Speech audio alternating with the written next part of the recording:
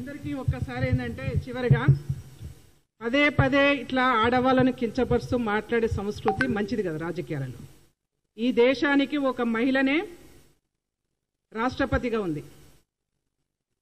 తెలంగాణ రాష్ట్రాన్ని ఇచ్చినటువంటి నాయకురాలు ఒక మహిళ సోనియా గాంధీ గారు. తెలంగాణ రాష్ట్ర ఉద్యమంలో అగ్రభాగాన కొట్లాడింది మహిళలు.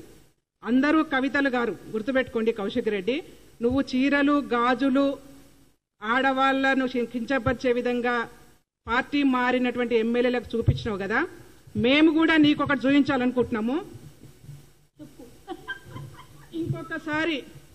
ఇంకొకసారి ఆడవాళ్ళను కించపరుస్తూ మాట్లాడితే ఇదే చెప్పుతోని చెప్పులు తీయాల్సి వస్తుంది.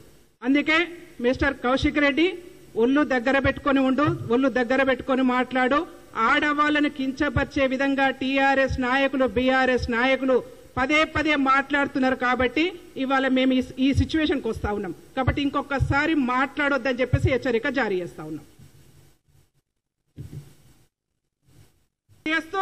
స్పీకర్ గారికి నేను ఒక మహిళా నాయకురాలిగా విజ్ఞప్తి చేస్తా ఉన్నాను. మహిళలంటే గౌరవం లేని పాడి కౌశిక్ రెడ్డి లాంటి వాళ్ళు అసెంబ్లీలో ఉండే అర్హత లేదు, వీళ్ళని వెంటనే డిస్క్వాలిఫై చేయాలని చెప్పేసి కూడా విజ్ఞప్తి చేస్తా ఉన్నాను.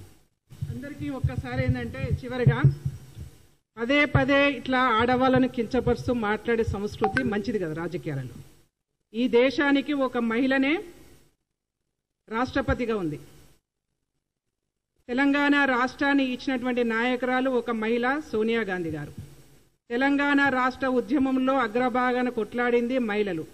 అందరూ కవితలు గారు గుర్తుపెట్టుకోండి. కౌశిక్ రెడ్డి, నువ్వు చీరలు గాజులు ఆడవాళ్లను కించపరిచే విధంగా పార్టీ మారినటువంటి ఎమ్మెల్యేలకు చూపించినావు కదా, మేము కూడా నీకొకటి చూపించాలనుకుంటున్నాము.